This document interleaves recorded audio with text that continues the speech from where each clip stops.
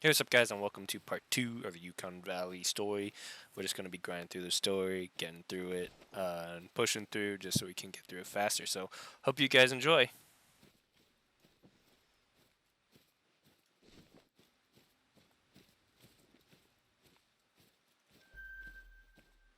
He's a tiny one.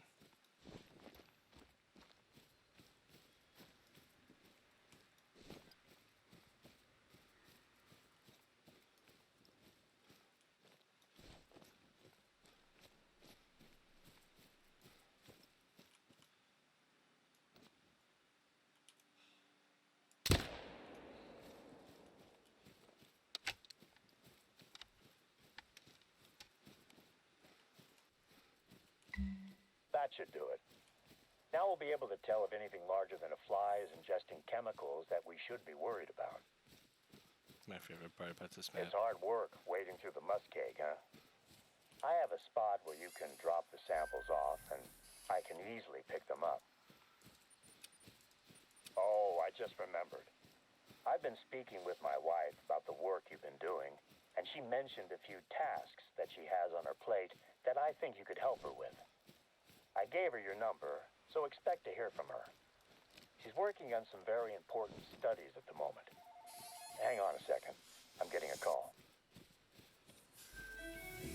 Dang, I didn't get going. That's cool, though, that it just kind of came down in flurries instead of like a full coat. Okay, I'm back. Slight change of plans. Before you drop off the samples, I need you to grab a hatchet from the outpost at the western edge of the flats.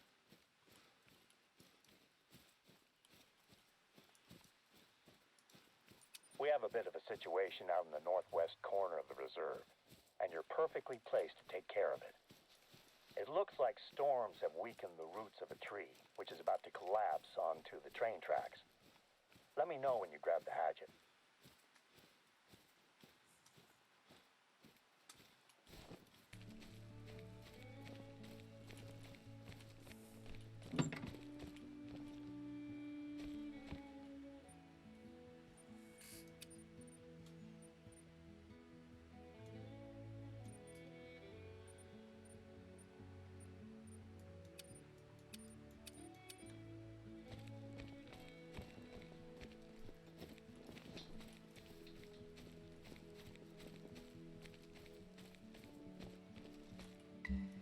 You got the hatchet?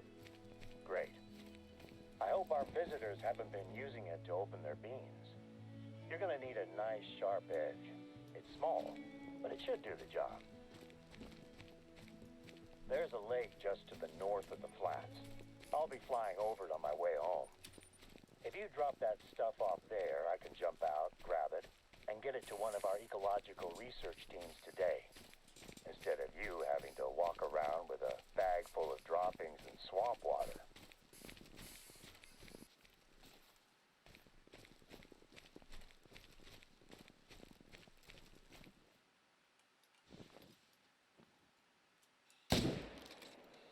Uh-oh.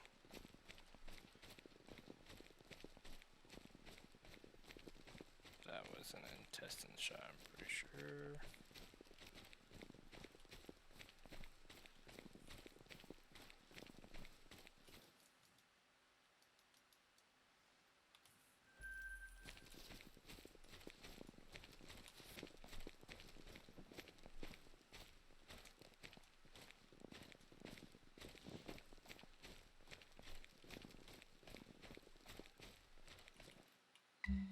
The samples ready for pickup? Fantastic. I'll be over that way as soon as I can. I really appreciate the assistance. Hunting for droppings and wading into swamp water might not be glamorous or exciting, but it's part of a massive effort to maintain the balance of life out here. It makes a big difference.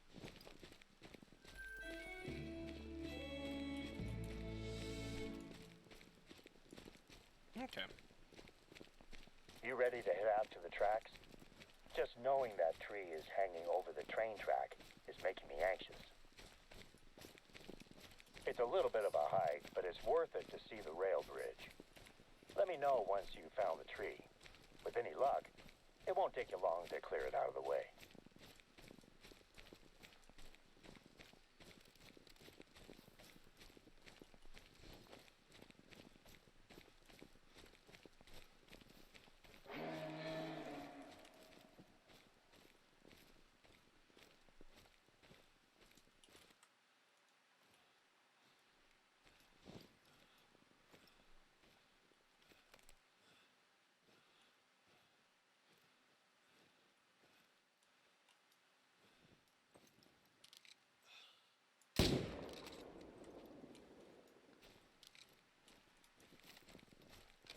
Yukon Valley has its fair share of folklore. The stories are almost always creepy. The hairy men.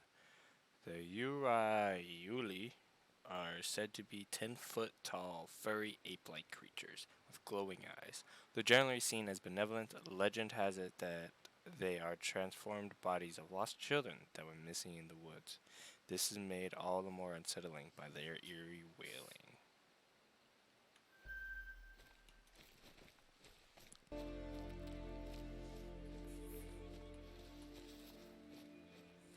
You're getting close to the tree that's threatening to fall onto the tracks. I'm guessing it was loosened in a recent storm. Yukon Valley tends to get a few lightning storms each summer, but we do a thorough job of preparing. So we only saw a couple of small fires that went out on their own. Some of my team are still recording the after effects of the storms.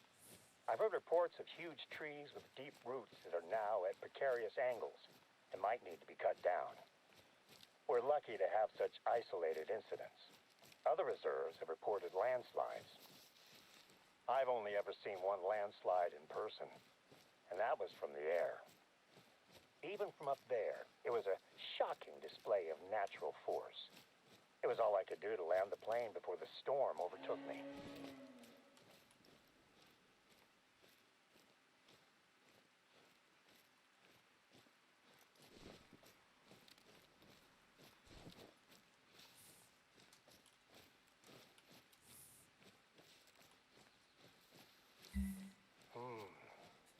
It's hard to tell what caused this tree to tip over.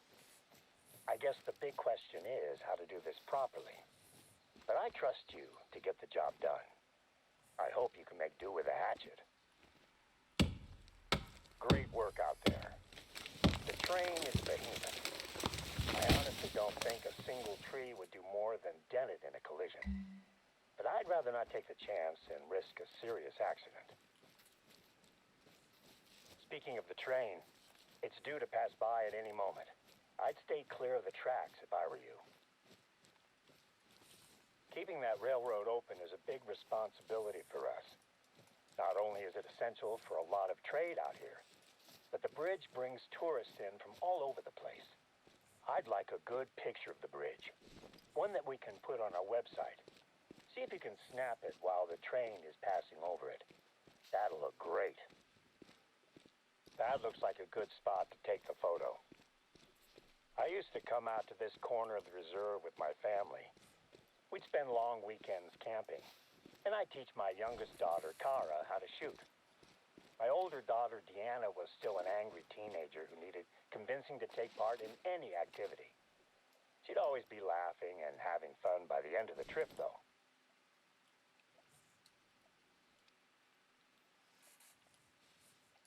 Those trips are some of my favorite memories. It brought us all closer as a family. Being alone, together. That's the shot we needed. It's a shame we couldn't catch it with the train on top, but it's still good. Here's me talking about my family vacations when I can't even remember the last time I had dinner with my wife.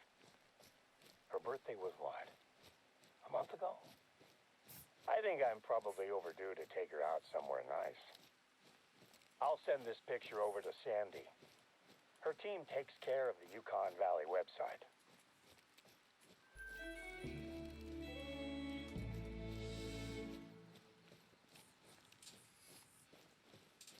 Next up, head over to an outpost that we're replacing. Not too far from where you are just now. The cabin was lost in the Yukon forest fire 2 years ago, and we're in the process of replacing it with a temporary trailer, equipped with some more modern facilities. Due to the level of damage that was sustained by this area of the reserve, it has attracted several researchers who would like to perform long-term studies in the region. The Yukon forest will host our first research outpost trial. Oh, and in case you were unaware, Yukon is a native word for wolf. The fire destroyed part of the forest, but the wolves are still out there. I'd make sure you keep your rifle fully loaded at all times while you're in wolf country. I look forward to your call when you find the outpost.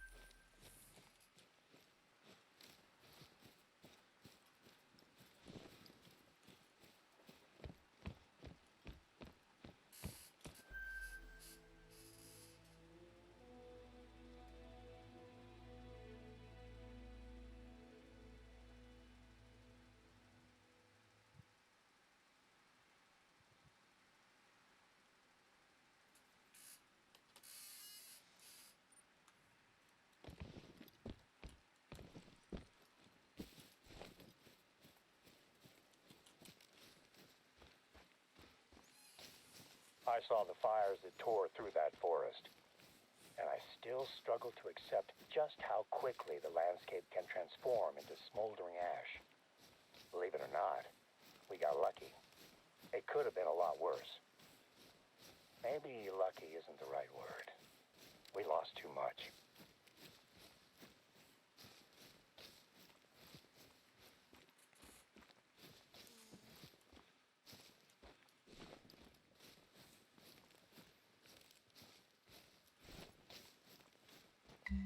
This is the Basri Memorial Outpost. Or at least it will be, once you get it up and running. Ranger Crawford has left the supplies that we need for the finishing touches. He was going to set it up himself, but his wife went into labor just as he got here, so he had to rush back to town. The workstations look like they're ready to go. If this trial goes well, we might see more researchers setting up camp across the reserve. For now, though, let's get things powered up. The supplies will include fuel for the generator. Just stick a little fuel in the generator and fire it up. And we're in business. Good. I'll let our researchers know they're welcome to visit when they're ready. Of course, you can sleep here and restock the supplies, just like the other outposts.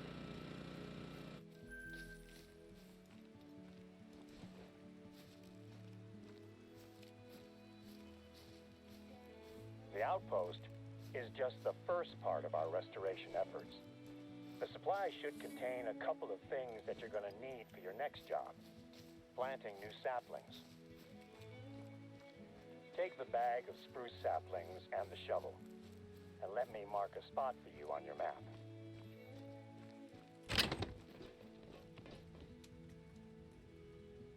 It's a tough road ahead for this part of the reserve. The fire burnt away a huge chunk of the forest. But with any luck, a program of replanting will gradually bring life back. I hope to see it happen in my lifetime.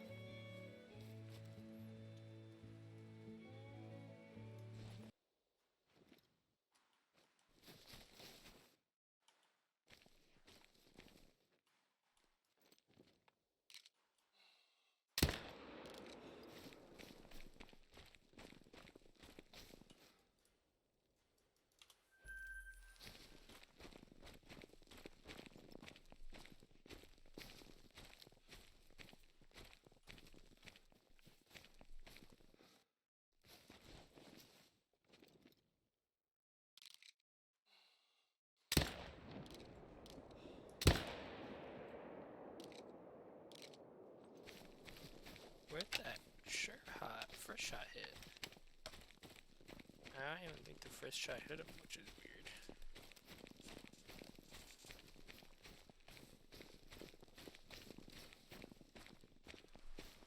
I was in Yukon forest during the night of the fire. We predicted a few spots as potential fire sites, and we're doing our best to prepare. But there were too few of us and too much ground to cover. I sent most of the team away when the storm rolled over us. It was getting too dangerous.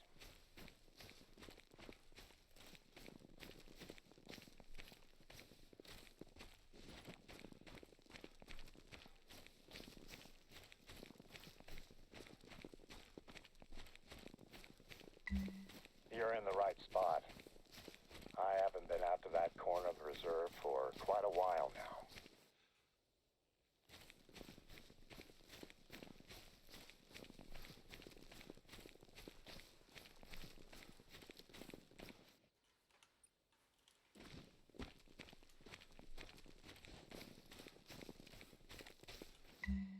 Three saplings should be enough for now.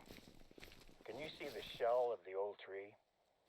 It was the first casualty when it was struck by lightning and went up in flames.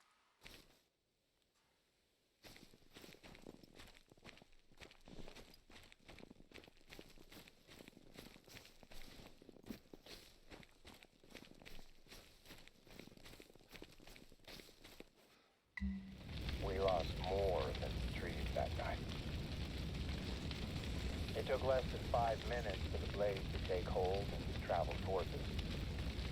Our rookie trooper, Omid Bastard, was the only one not accounted for. Kendrick!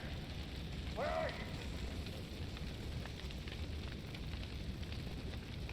When I found his radio, a part of me knew straight away that we'd lost him.